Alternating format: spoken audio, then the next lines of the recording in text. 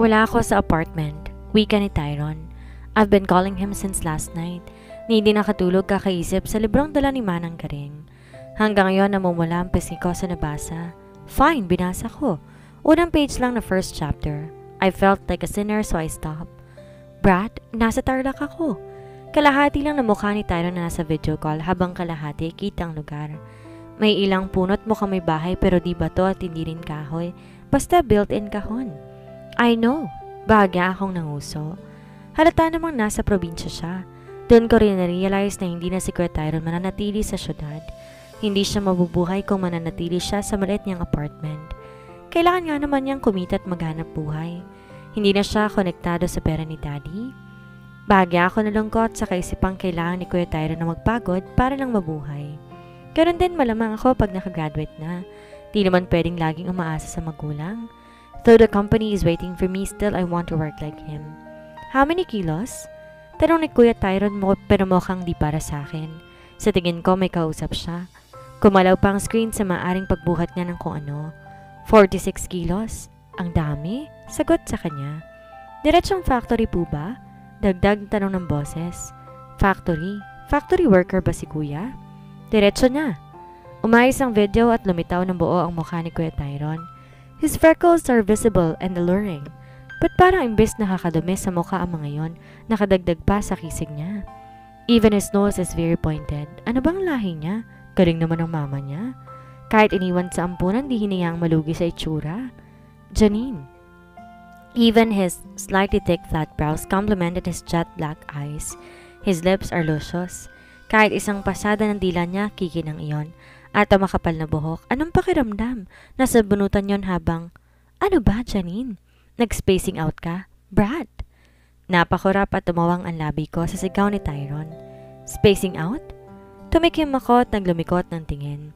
Nakakayang ang tagal kong nakatitig sa kanya. Can I visit your apartment? Gusto ko lang talagang pasyalan ng apartment kaso wala siya, pero baka may extrang susi ang landlady niya.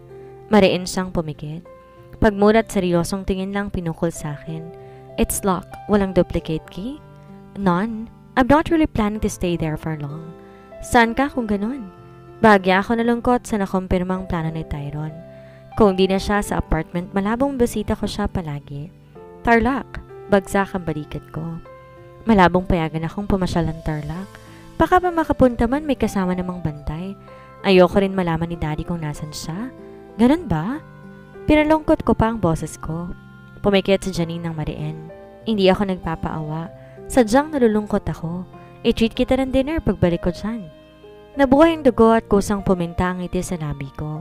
Ngumisi ako na kinailing niya at kinamura. Kailan ang uwi? I'll save the date. Tatawagan kita. Sure, I can't wait. Di ba talaga pwedeng bumisita sa apartment mo? Tumayo ako at sumilip sa bintana. Bumagsak ang balikat matapos makita si Mama at Daddy sa garden. Nagtsatsaa at nag-uusap. No, pag-uwi ko doon ka na lang pumasyal ulit. I guess so. Nasa baba sila Daddy at hindi ako makakalusot. Good to know. Stay in your room and please do not search malicious stuff. You're too young, baby. I'm 19. I'm legal. Legal naman talaga. Pwede na magbasa na mature content. Di ko lang alam bakit tutol siya. Di naman siguro ako bibigyan ng librong ganon ni Manang kung alam niyang bawal. Umungol siya. Not because you're legal, you're allowed to do it. You still know the consequences. Baka magsisi ka. Bakit si Maymay nakipagkita pa sa hotel for that? Don't you dare, Brad. Huwag kang basta sasama at makikipagkita. And don't you dare give your body that easily. Kahit kakilala mo, gagawin ka ng karahasan. Nanlaki ang mga mata ko. Bakit pa di ko naisip yon? He's not forbidding me. Not because he doesn't want to cloud my mind but because he wants to protect me from criminality. Huh? Nagkabuhol ang dila ko. Tama naman si Kuya Tyron at sa ganitong kapusok na isipan, madaling mahalin at matukso. Hindi yan mawala sa isip ko. Kahit na may pasok na iniisip ko pa yon, lalo na't balak na ulit makipagkita ni Maymay sa bago niyang kachat. Hindi ka ba takot sa mga posibleng mangyari? Tumigil to sa pagtipa at naningon ako na mabilis. Ngunit kumibit balikat lang. Of getting pregnant? I'm protected, sister-in-law. Effective ang implant. Ngumisi pa siya. I'm not referring to that. Are you not afraid to be the next rape victim? Umawang ang labi niya at napakurap. Kalaunan tumawa. Concern lang ako pero ito siya naiiyak na sa tawa. That's too much overthinking, Janine. Siyempre, hindi ka papayag na makipagkita kung wala kang tiwala sa tao. Looks can be deceiving. Mahinahong sambit ko kahit naiirita sa klase ng ngisi at insultong nakikita sa mukha niya. Nakakatawa. Paano kung mag-e-enjoy kang puno ka ng pagdududa? Umiling ako. Gets kong sinasabi niya pero mas namang ang punto ni Kuya sa isip ko. Sumunod na araw may kachat na naman si Maymay. Gusto pa akong isama. Sumama ka na raw para mawala yung trust issue at pagiging overthinking mo. Pinilit niya akong hilahin patayo sa bench pero ayoko talaga. I don't have trust issue and I'm not an overthinker. Sinabi yun ni Kuya kahit sinusunod ko lang. Kita ko ngumiti siya na malapad pero di ko pinansin. Sumandal ako sa bench at nilabas ang librong bigay ni Manang. Nakakalahati ko ng kwento. Maraming SPG content pero magandang kwento at hindi lang doon umiikot. Sinabi ni Tyron ko, concerned siya sa akin. Naiiyak pa siya at may palabi pang nalalaman. He's not concerned about you. That's true. Sa akin niya sinabi at wala siyang sinabi na sabihin ko kay Maymay. Ano bang number niya? Para naman sa kanya na ako makipag-hook up.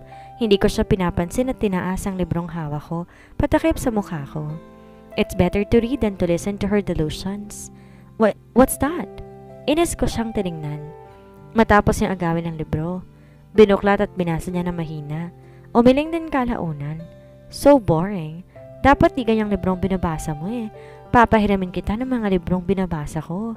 Sinabayan niya pa yon ng ngisi. Sa klase ng ngiti ni Maymay, hindi nakatiwa-tiwala.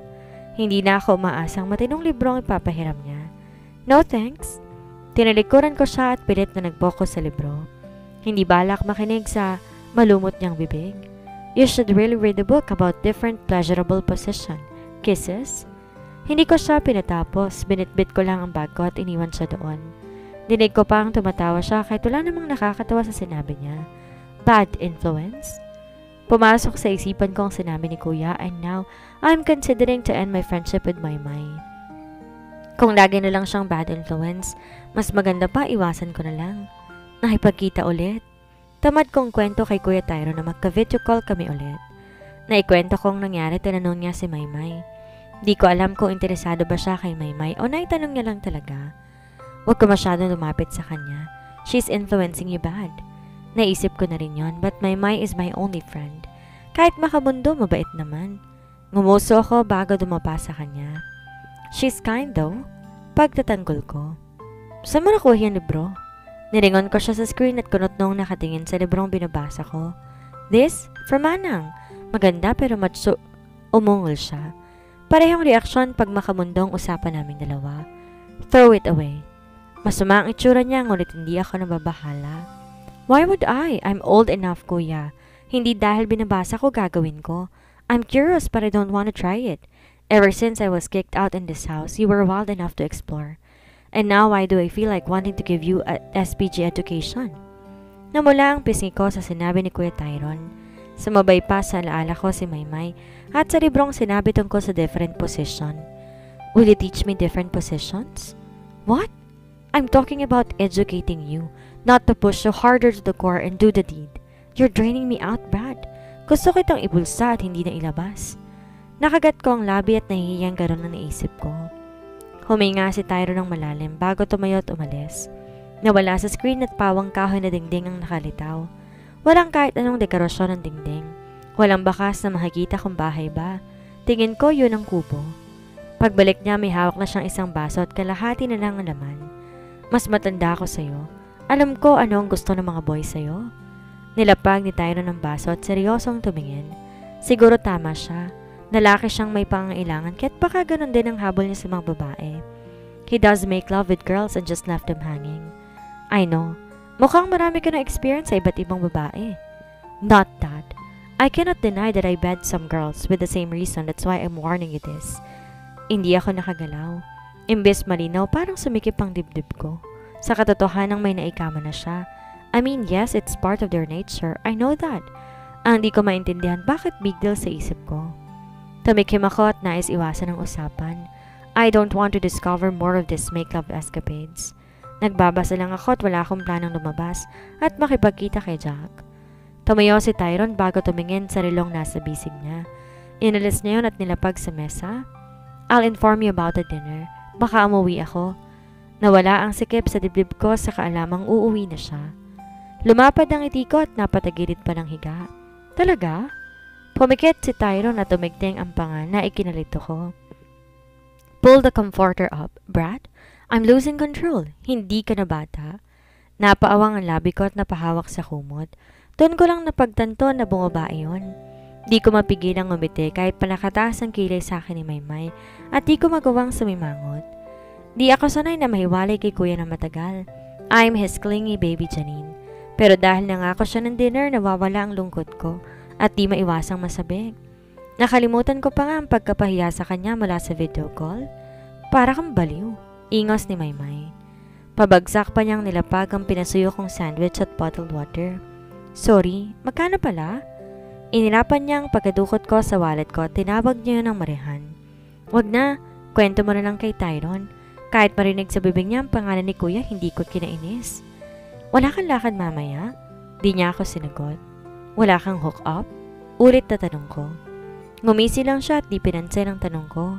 Eto, basahin mo to, Janine. Lahat ng mga yon na libro na nilapag niya ay nilapit sa akin. Namula ang pisngi ko sa nakikitang cover at title. Doon pa nga lang sa librong bigay ni Manang. Gusto nang itapon ni kuya, paano pa kung yung librong ganon ang laman? Di ako nagbabasa ng ganito. Tinulak ko sa kanyang libro pabalik pero pinigilan niya. Walang sabing siniksik sa bag ko. Janine, legal ka na. Pwede na yan.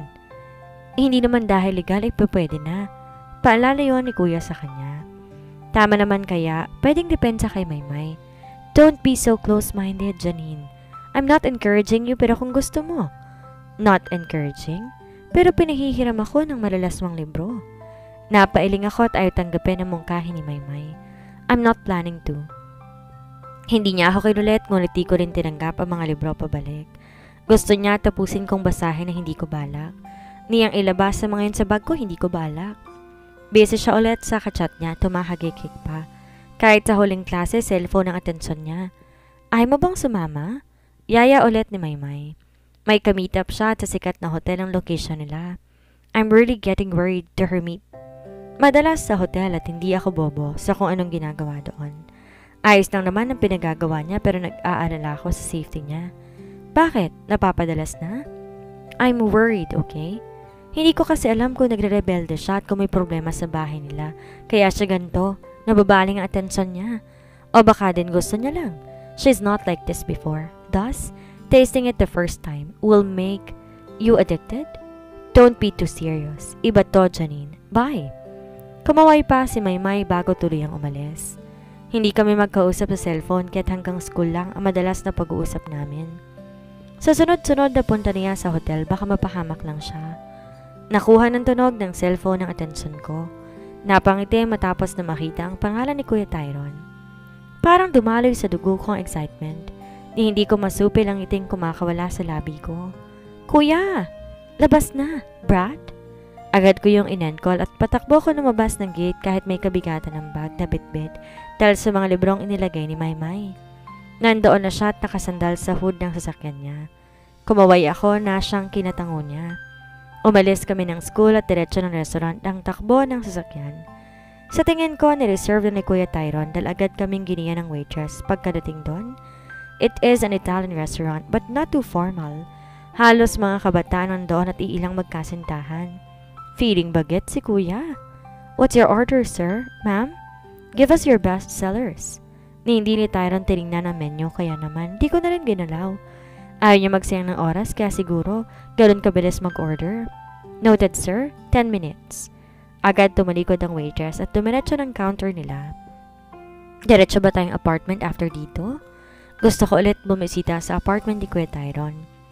Kumibit balikat siya bago kinuha ang bag na nasa mesa para ilagay sa upuan niya. Nagulat na lang ako nang buksan niya ang bag. Sa liit nun agad bumungad sa kanya ang 3 libro. Natigil pa ang kamay niya sa pagkuha sa isa. Sa pag-angat ng tingin, nagsalubong ito ang nagdidilim niyang titig. Nahihiya akong yumuko kahit hindi ko naman talaga intensyon na hiramin ang mga yon. Are you that curious? Hindi na makapaghintay? Kahit mahina ramdam ko ang inis at konting galit sa tono niya. Nagtatanong lang pero nakakainsulto. Parang ang dating sabik ako sa ganon kahit hindi. Bumuga ako ng marahas na hangin. Kinulong ko ang kamay niya ng mga kamay kong nakahawak sa bag. Kay Maymay ang mga yan.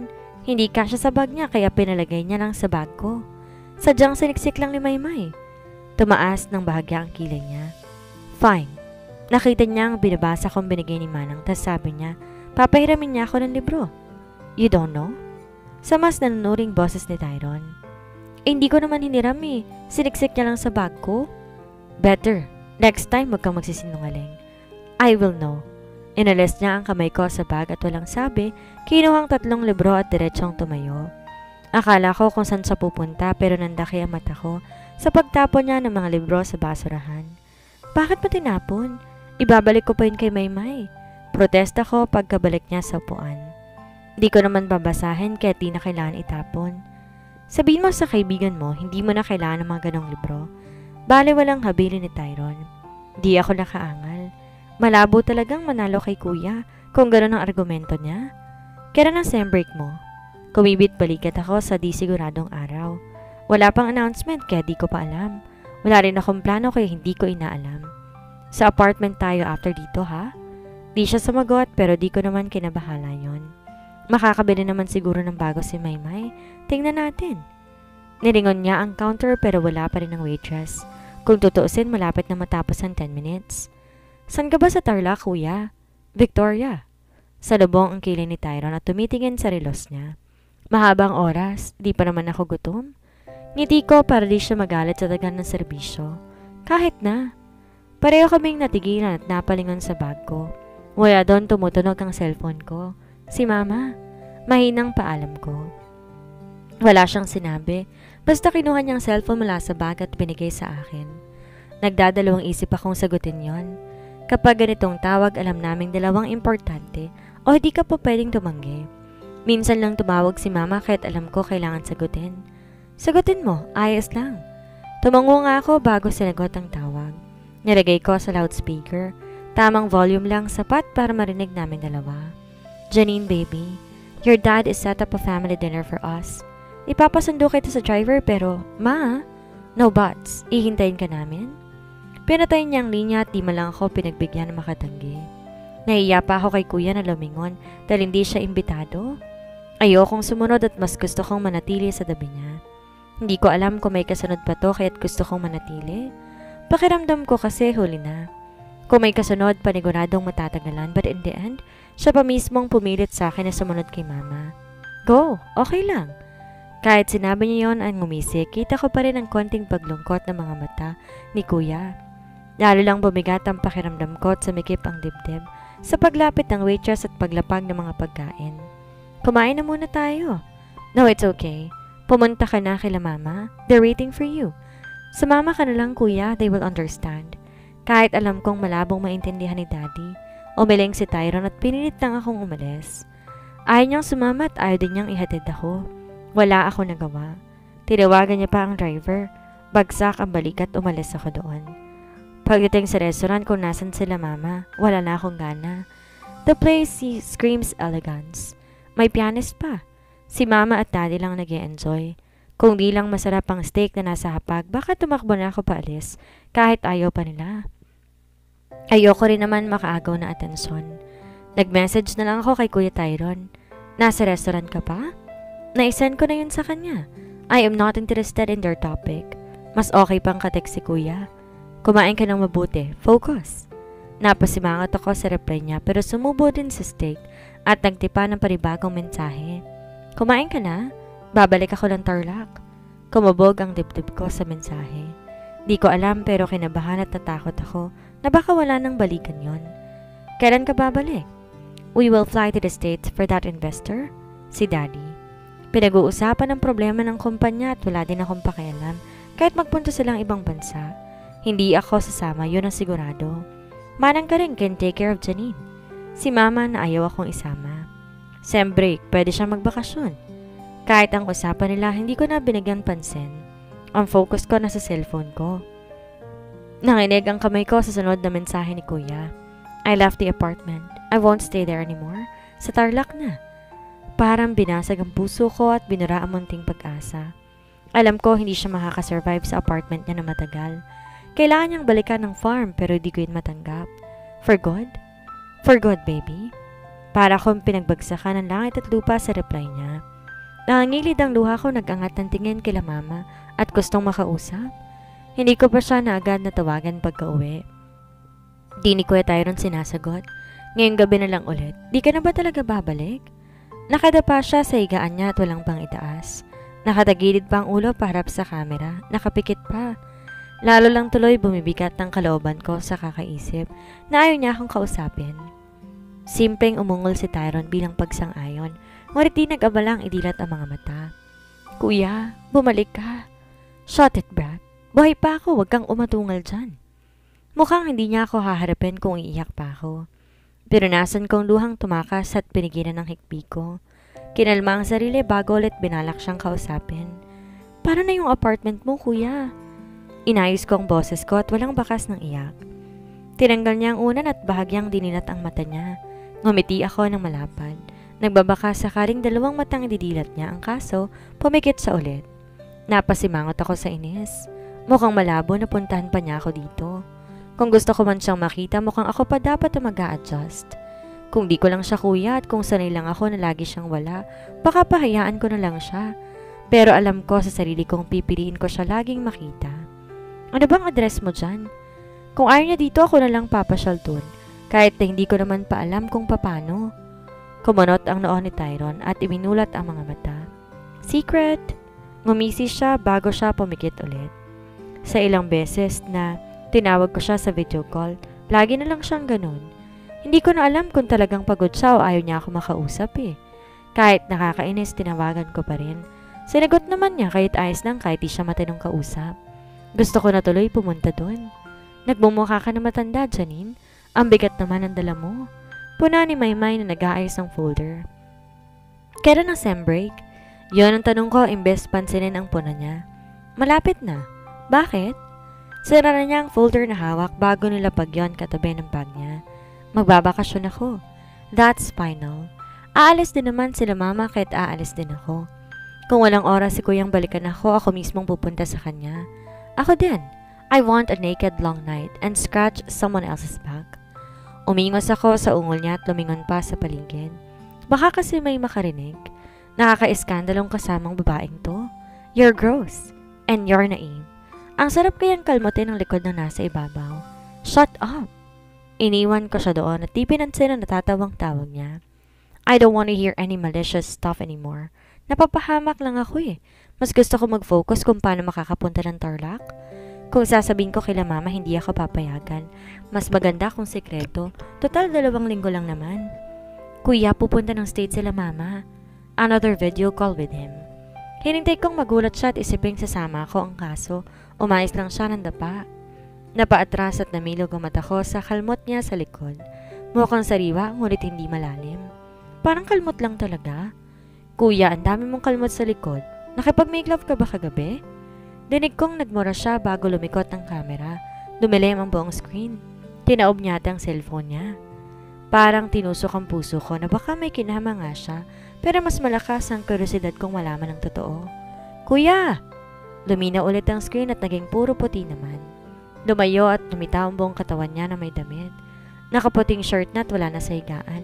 Nasa harap na mesa. Is that true? May kinama ka? No! Ba't ang dami mong kalmot sa likod? Alam ko kalmot ang mga yan. Lumitaw pa sa isip kong sinabi ni Maymay patungkol dito sa mga kalmot. Ganun ba kagusto ng babae na ikama niya kaya't napuno ang likod niya? These are made out of nails. May binuhat ako kanina. It's fine, kuya. You don't have to lie. You have needs and I understand. Umungol siya ng protesta. Mukhang guilty at may kasalanan. Sumandal siya sa upuan at tumitig lang sa camera. Hinihintay ang reaksyon nito. If you wanna think that way, fine. Siyempre, hindi ko ipapakita ang gusto niyang makita. Si Lalay ba? Is she your constant bed warmer? Matinong babae si Lalay. Do not put someone else's name in dishonor. Masakit yun. Ang akala ko lang naman kasi siya dahil madalas to sa bahay niya. Miminsan pa kayo nakita ko sa video call eh. I don't mean it. Mahinang bulong ko. Sleep. I will message you my address basta matulog ka na. Hindi pa oras. Sleep. sa mas matatag ni Tyrone na boses. Naiinis ako sa kanya. Hinayaan kong video call at di pinatay. Di ko rin alam kung pinatay niya. Ilang gabi na ganoon. Lagi niya akong pinapatulog at siya mag-e-end call kung kailan niya gusto. Kompleto na ang class card mo? Si Maymay na nakasimangot, tinignan lahat ng class card niya. Silly, we're classmates. Kung ilan lang sa'yo, ganun din ang akin. Ang baba, Janine. Mataas pa ang grades niya kaysa sa akin.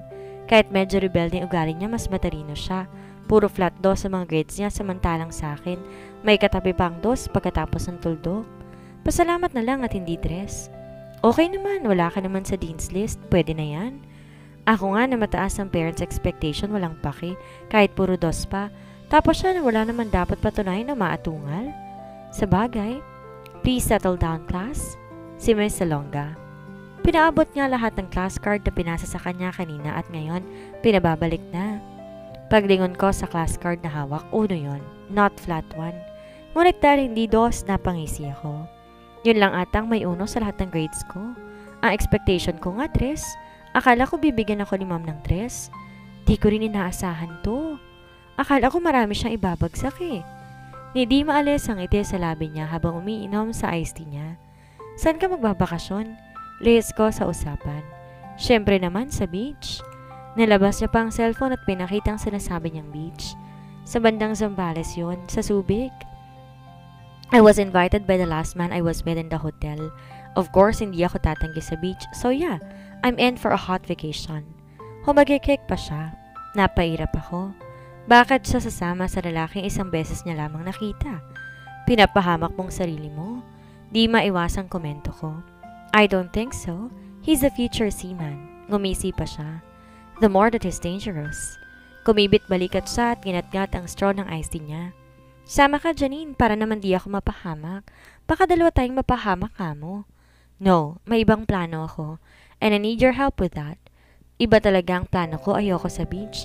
Mas gusto ko sa farm. Ni Kuya? San yan? Ako na nang isama mo. Kumapit si Maymay sa braso ko. Kiniskis ang pisngi niya. Inis ko yung winaksi at mahinang kinatawa niya. Hindi ka pwede doon. Sumama ka na lang sa seaman mo. Naghihirap na nga yung pupuntahan ko, magdadagdag pa ba ako ng pakakainin? Syempre hindi. That night, I flourished my plan.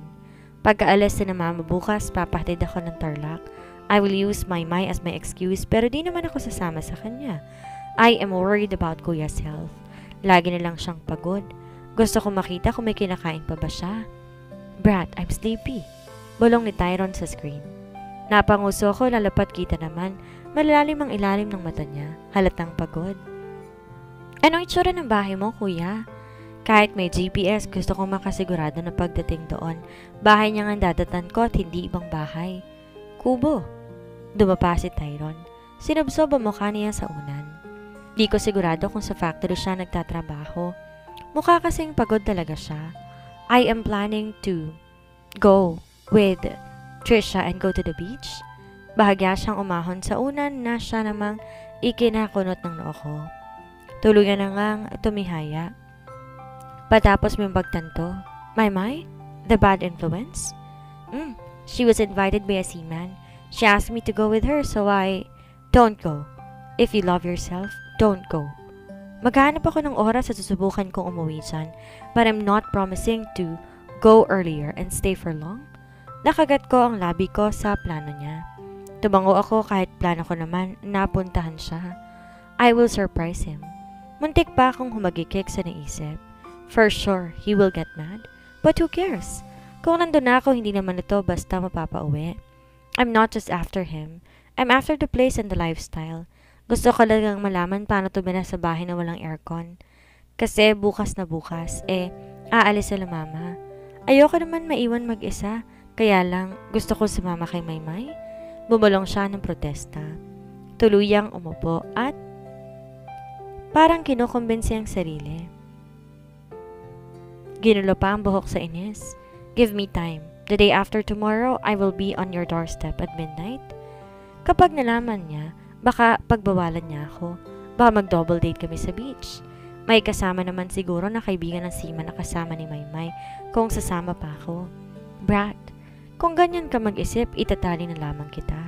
You said I'm young. Paalala ko. Lagi niyang sinasabi yon kahit legal age naman ako. But too young for marriage? Inis niyang pagkatapos sa tawag. Nasabik tuloy ako makarating sa bahay niya. Nakagat ko ang labi ko sa isipin kami lamang dalawa doon. Walang bawal. At dito na po nagtatapos ang kabanata ng ating kwento. Sana'y muli niyo po akong samahan sa mga susunod pang kabanata. Maraming salamat po. Ingat po tayong lahat.